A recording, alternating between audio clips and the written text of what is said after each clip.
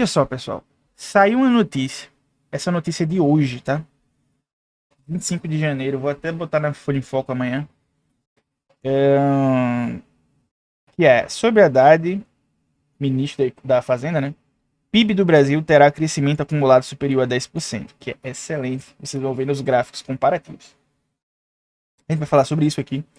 E eu peço que você que está vendo aí no corte, curta esse vídeo, se inscreva nesse canal para você acompanhar notícias de economia, alguns reacts maneiros aí também.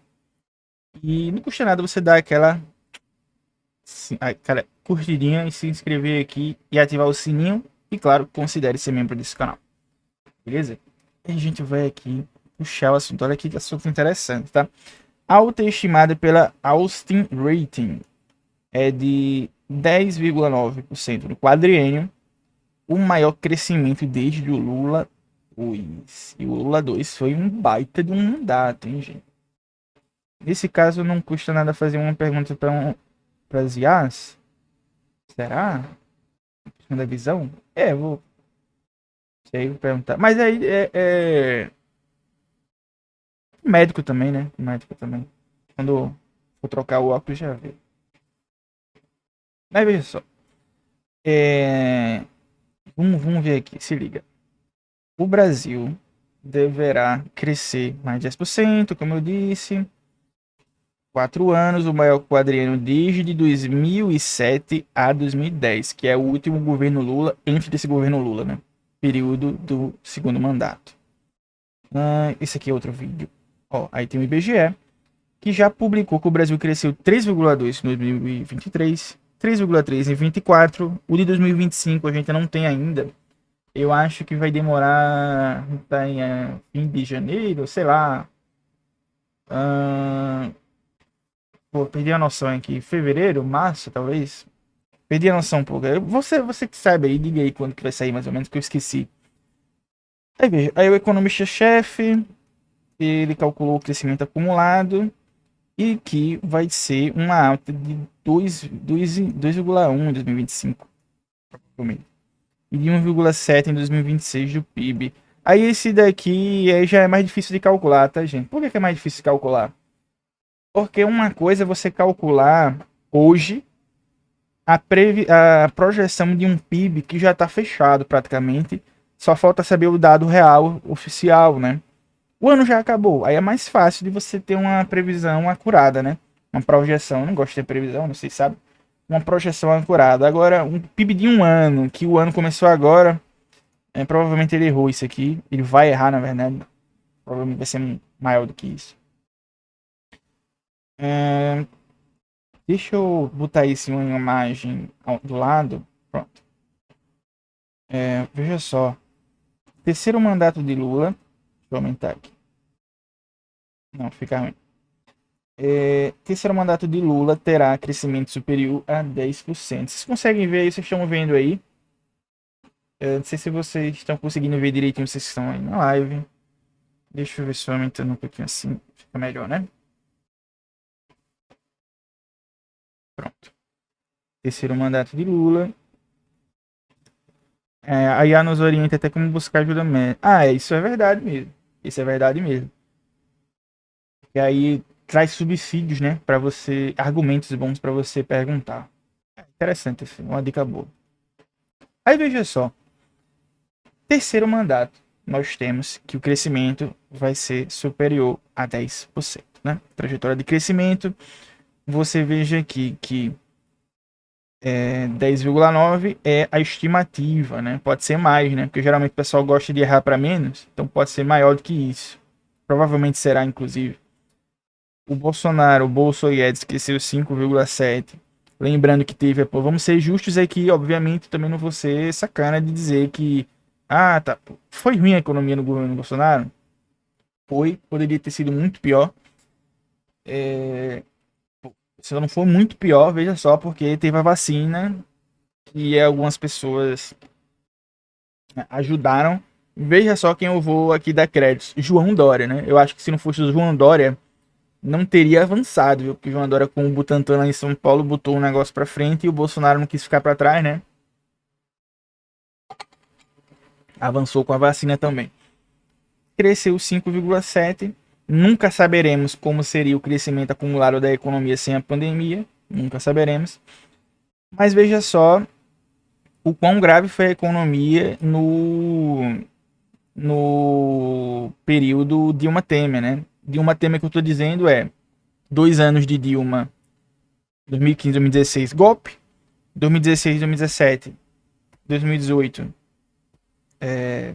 Temer, e aí a gente tem péssimo crescimento acumulado, teve um decrescimento, né? Crise dos infernos que deu aqui. E, obviamente, piorou muito por causa do golpe, né? Piorou muito por causa do golpe. É só vocês olharem aqui o que estava imediatamente anterior, foi um baita de um crescimento da Dilma. 2015 em diante foi um período marcado por uma crise econômica e que essa crise econômica ela se iniciou também por um processo de crise política, que aí a gente já conversou aqui. Futuramente eu vou fazer um vídeo em breve. Eu não sei, não vou dizer data, né? Para não. Aí depois o pessoal, você disse que ia fazer tal e não fez. Mas eu vou fazer alguma live falando sobre as consequências do golpe, porque teve golpe. E lógico, como eu sou economista, eu vou puxar a sardinha pro meu lado, né? Motivações econômicas. E você veja que o crescimento anterior da Dilma foi muito superior, né? Infinitamente superior. E pô, aí o Lula 2, meu amigo, aqui foi uma coisa descomunal, né? Como cresceu a economia no Brasil no Lula 2. Quase que o dobro, né? Do Lula 3. Você veja, talvez no próximo quadriênio, quando for o Lula 4, talvez a gente tenha um crescimento acumulado que se aproxime ao menos do Lula 1, né? Ao menos do Lula 1, a depender do cenário, talvez um pouco mais. Eu duvido muito que chegue perto de um Lula 4, porque o crescimento ele tá bem módico, assim, né? Ele tá bem linear. Mas você veja que, apesar de toda a complicação que tem no Congresso, o pessoal travando tudo, o Lula 3 ainda conseguiu crescer mais do que o Dilma 1. Que o Dilma 1 foi muito bem. Muito bem. Né? A gente estava em pleno emprego no Dilma 1, né? Como estamos hoje no Lula 3. Certo? Vamos. Tá. Aí, ó. Teve um crescimento anual de 2,9%, né? De 2013 de 2023 a 2025. Lembrando que tanto a direita quanto a esquerda diziam que o Brasil não ia crescer. Né? A gente se lembra aí de algumas pessoas que fizeram previsões dando umas de profeta do caos dentro da esquerda, que você olhava e parecia que era o Eduardo Cavendish falando, né? Aí eu não vou citar nomes para melindrar ninguém, porque tem até uma das pessoas que eu tenho certa simpatia, apesar de toda a toxicidade que ele fez nesse período. Ele até sumiu do Twitter, mas não vou aqui estar citando para chapiscar ninguém. Vamos voltar para a matéria. Boa noite, Francescone. Isso, Francescone. Como é que você tá? Tranquilidade? Vamos seguindo aqui, ó. Tem mais infográficos, ó. Tem um crescimento aqui. Na prática, o crescimento médio do Brasil será de 2,6, acima do 1,4 registrado no governo Bolsonaro, né? O Bolsonaro que tinha o Super Guedes, né? O Super Guedes. Vamos ver aqui, deixa eu abrir aqui uma imagem do lado, que eu acho que fica mais interessante de ver. Olha só, melhor, pior. Obviamente que o pior foi na parte aqui, né? Foi principalmente com o Levi, né, cara? O Levi foi uma verdadeira bomba.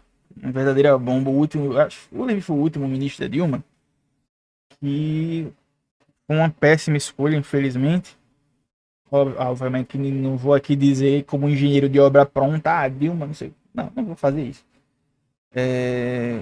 Teremos uma live só para isso, como eu disse.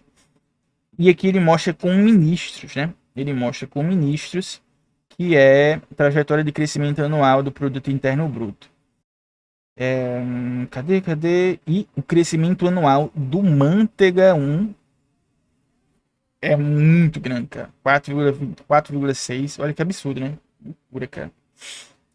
Aí eu digo pra vocês, olhando esses gráficos, sempre que a esquerda tá no poder, tirando essa exceção aqui, ela cresceu absurdamente maior do que todos os governos de direita.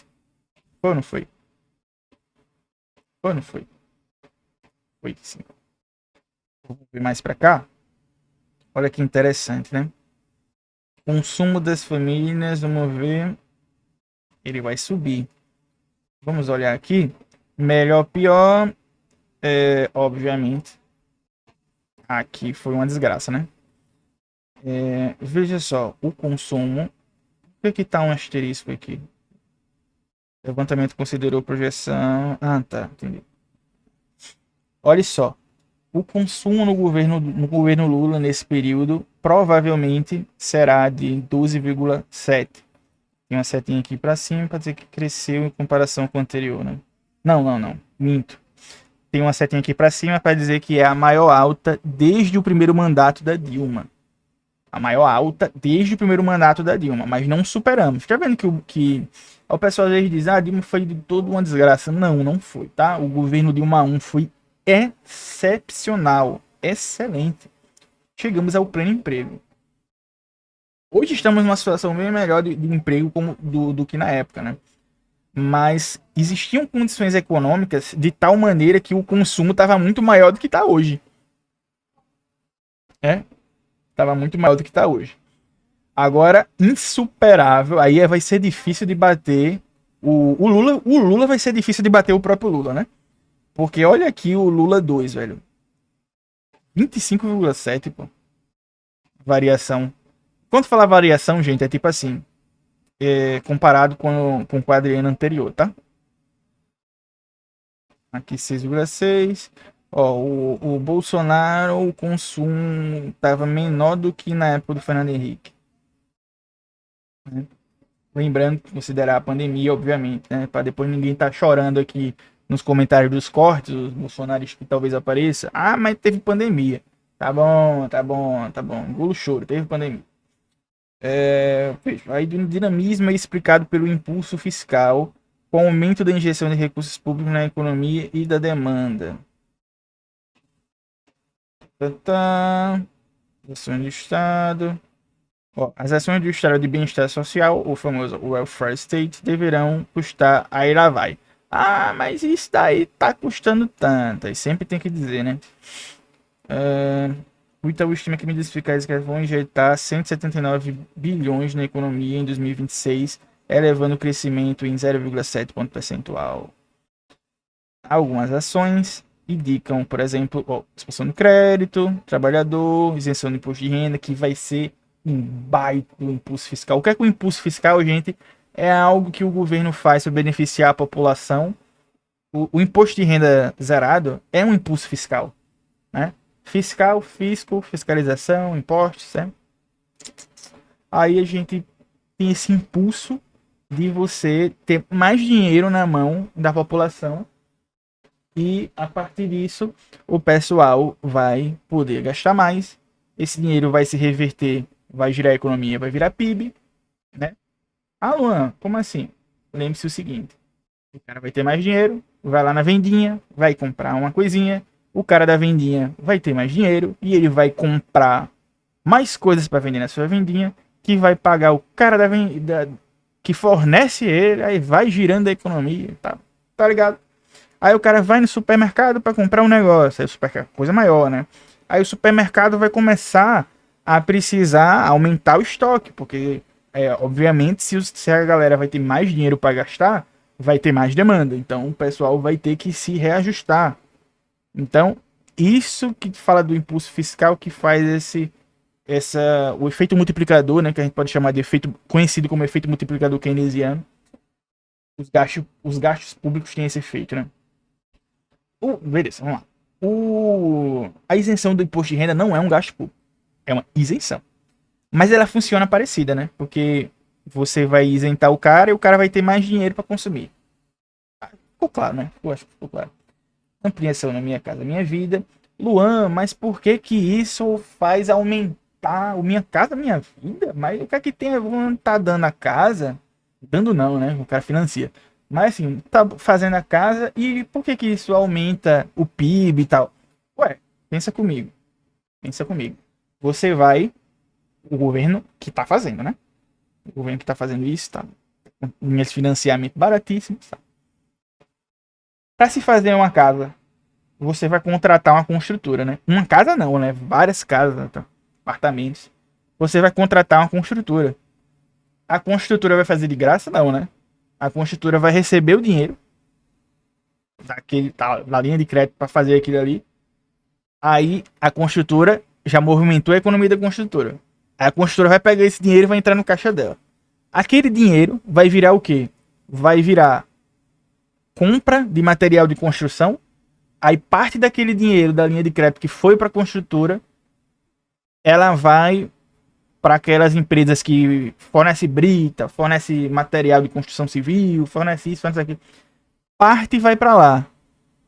Aí já é uma linha de produção. Parte vai para lá. Aí aquelas pessoas que estão lá vão ter que fornecer mais. Por quê? Porque vai aumentar. Se aumenta o Minha Casa Minha Vida, necessariamente, gente, vai aumentar a busca por materiais de construção. Então, essas pessoas já vão começar a aumentar a oferta.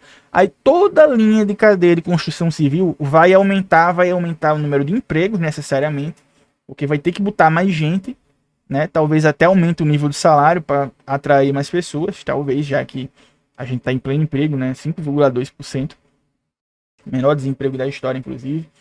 E aí você vai vendo o que significa o efeito multiplicador keynesiano, que eu tanto falo aqui nesse canal. Vai multiplicando a cadeia. Toda essa multiplicação, ela vira o quê? Imposto, no fim das contas. Por quê? Porque toda vez que você faz uma compra, aquilo gera uma arrecadação para o governo, né? Então, por isso que o pessoal fala assim, nossa, por que é que o governo gasta e arrecada? Pois é, meu amigo, porque quando ele gasta, aquilo dali gera um retorno para ele imposto.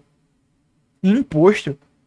Não é mágica. Não é mágica. É ciência econômica na veia. É pensamento keynesiano isso aqui que eu tô falando, tá? Não é algo, às vezes o pessoal fica, meu Deus, por que será que o Lula fez tal coisa e cresceu o PIB porque ele fez Minha Casa Minha Vida? Por causa disso. Aí a construtora, para fazer além do material de construção, ela vai precisar de quê? De mão de obra para construir o negócio. Vai contratar o quê? Pedreiro. Vai contratar o quê? Engenheiro. Vai servente pedreiro, sei lá o que mais que tem. Pessoal aí que manja das obras, que o que é que tem mais além de servente pedreiro, ajudante, pedreiro, engenheiro, arquiteto, para projetar tudo. Isso tudo é salário, meu irmão, é emprego, aí diminui ainda mais o desemprego. Ah, por que que tá diminuindo tanto o desemprego, Luan? Meu irmão, olha isso aqui o que o governo tá fazendo. Olha isso aqui. Só essa ampliação do Minha Casa Minha Vida, eu fiz um vídeo aqui, gente, mostrando. Aqui não, eu fiz na Folha em Foco, na verdade, né? Mostrando que o Lula veio entregar 1.300 e poucas casas aqui em Maceió. Meu irmão, isso gira a economia de Maceió, que vai girar a economia do estado, que vai girar a economia do país. E isso está multiplicando em todos os estados. Então, não é óbvio você pensar que todo esse gasto público, ele na ponta, ele gera o aumento de emprego e a diminuição do desemprego, consequentemente. Sabe? Eu não sei se o pessoal aí. O Marlos tá aí, né? O Marlos tá aí. Eu não sei se foi o Marlos que mandou. Deixa eu ver se eu acho aqui. Não sei se eu acho aqui. Ah, não vou achar, porque aí se perdeu no grupo. Gente, se você estiver assistindo aí e for lá do grupo do Web Petistas, mandem pra mim pra eu mostrar aqui na live o vídeo lá do que vocês mandaram. Ah, o keynesiano que começa a construir mil mundo de coisa. Aquele vídeo ali foi de resenha, né? Mas é basicamente aquilo mesmo, né? A galera. Ah, eu achei. Eu achei. Achei, peraí. Isso aqui. Visual Floaters, não entendi. Ó, isso aqui foi feito em tom de piada, né? Mas assim, é uma piada saudável. Mas veja só, economia keynesiana. Não, peraí, economia entra em crise. Aí, o que é que os keynesianos fazem? Deixa eu botar aqui rapidinho, para tirar o áudio. Ó, economia entra em crise. Keynesianos automaticamente. Começa a mexer o pau na máquina. Construindo meu mundo. É assim que. Aí, pois é, ficou é por isso que eu disse que foi feito em todo piada. Ficou um pirocão aqui gigantesco. Mas vocês estão entendendo a lógica, né? É uma lógica keynesiana isso. É uma lógica keynesiana isso. Você gasta para você aumentar o PIB, você gasta e, consequentemente, você recebe muito imposto, e esses impostos vão aumentar a sua base fiscal, que você pode gastar mais. Só que aí a gente tem que ter, obviamente, todo um cuidado, né? Porque se fizer isso, fizer aquilo, ai, não pode, porque aí o mercado, eu sei que acontece isso, eu já fiz vídeo sobre isso, que a gente pode sim gastar, teoricamente, o quanto a gente quiser, porque, teoricamente, tá? Porque a gente não tem limite de emissão de dívida, porque a gente emite a nossa própria moeda. Mas a gente tem que se preocupar com a trajetória da dívida, Luan. Sim, a gente tem que se preocupar com a trajetória da dívida. Por quê? Porque o mercado fica enchendo o saco, aí pressiona por juros, é só por isso, tá? Só por isso. Eu tenho sempre que me explicar, senão aparece, pode aparecer pessoas que estão achando que eu estou defendendo ideias liberais. Não é isso, tá? Não é isso. Aí veja, programa Luz para Tudo, tudo isso ajuda, cara. Gás do povo, vai Luan, porque o gás do povo, no fim das contas, faz a economia crescer. Meu irmão, é muito simples. Por que o gás do povo faz o povo, o país crescer? Marginalmente, mas faz. Porque se você recebe gás de graça, aquele dinheiro que você ia pagar para o gás vai ficar parado ou você vai gastar com outra coisa? Você vai gastar com outra coisa, pô. É claro. Gente, vamos lembrar que quem faz a economia girar é o pobre, não é o rico, não, pô. Não é a gente, cara. E quando eu falo pobre, né? O miserável, não, tá? Só porque às vezes o pessoal escuta o nome pobre e acha que o cara tá na rua, né? Não, pô. O pobre que eu tô dizendo é o não rico, tá? Não rico. Existem escalas de riqueza e pobreza, né? Aí você tá lá, você vai gastar. Então o que é que acontece? A economia gira. Aí é meio óbvio você pensar nisso quando você começa a abrir sua mente. Por isso que eu faço esse trabalho aqui, de trazer certas coisas aqui para mostrar. Porque às vezes, uma coisa brilhante que um professor falou quando eu estava no primeiro período de economia. Foi o primeiro que ele disse assim: o, o economista, sério, né, obviamente, é o cara que fala coisas óbvias que a maioria das pessoas não consegue enxergar. Aí quando você fala, aí você diz, porra, mas é óbvio isso aí, né? É óbvio porque eu falei, às vezes não é óbvio você olhando. Ou então o Keynes. Aí você lê o Keynes na. Caramba, mas isso aqui parece óbvio. Parece óbvio porque você tá lendo ele explicar. Aí o Marx, não era economista, mas você lê assim, nossa, o que o Marx está falando aqui sobre economia é realmente muito óbvio. É óbvio porque você tá vendo a explicação. Mas para você tirar o raciocínio plá, às vezes você não se liga. Pegou a visão? E é basicamente isso. É isso. Acho que ficou claro aqui essa relação aqui. E deixa eu ver aqui o Franciscone. Luan, para começar a estudar economia, começar com Keynes é uma boa? Mas eu sempre indico um livro que é o da Juliane Furno com o Pedro Rossi. Deixa eu, acho que tem aqui facinho. Eu acho que eu tenho fácil. 1 minuto.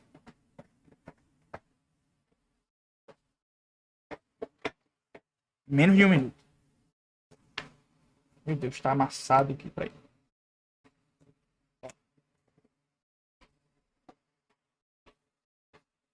Ó, recomendo para qualquer um, tá? não é só para quem tá iniciando, não. Eu sou mestre, eu sou economia. Eu não tô falando, ó, veja só, eu não tô falando aqui para me aparecer, não, tá? Eu tô falando aqui porque eu realmente sou. Eu sou economista e mestre em economia, tá? E eu tenho esse livro que é introdutório. Por que que eu tenho? Porque é gostosinho de ler. Pronto. É gostosinho de ler e, por exemplo, eu vou deixar aqui para vocês tirarem um print aí e tal. No corte, você tá vendo isso no corte? Se você estiver vendo isso no corte, vai estar esse livro aqui, tá? Eu sempre deixo, sempre. Em qualquer vídeo. Se eu não tenho outro livro para indicar também, eu deixo esse daqui. Certo? Mas eu vou aproveitar aí. Caso você vá comprar, eu peço que você compre com o meu link. Deixa eu botar aí, peraí. Eu tenho um link aqui da Amazon, porque eu sou filiado da Amazon, né? Até agora, nunca ninguém comprou alguma coisa que eu recomendo. Mas tá aí o link. Botei o link aí. Deixa o livro aí. Deixa o livro aqui no chat. E se você... Esse link aqui, se quiser comprar. E aí você não vai gerar nenhum custo adicional para você não, tá? Francescone ou você que tá vendo no corte. Porém, se você comprar pelo meu link, você... Como é que eu posso dizer? Você tem o seu benefício de ter um livro muito legal, introdutório de economia, que fala de Keynes também. Você perguntou de Keynes, ele explica Keynes aqui, tá? Eles explicam. E você me ajuda o canal. Eu ganho uma comissão. Por nada. Abre aspas aqui. Você tem que entender, meu. Imagina esse cara que tem que escrever. Essa frase é muito boa. Beleza, gente. Repito. Quer aprender economia forma introdutória? Ou se você já tem uma base. Ah, eu tenho uma base, mas eu quero um livro gostosinho de ler. Esse livro aqui, tá? É gostosinho pra caramba dele. Eu já li. É um livro fininho, pô. É fininho. Pô, o é grande? Depende do que você considera grande, né? 226 páginas é grande? Eu acho pequeno. E é fino, né? Aí você lê rápido. Ele fala sobre diversos assuntos, pô. Fala sobre diversos assuntos, dentre eles... por exemplo. Ó, aqui.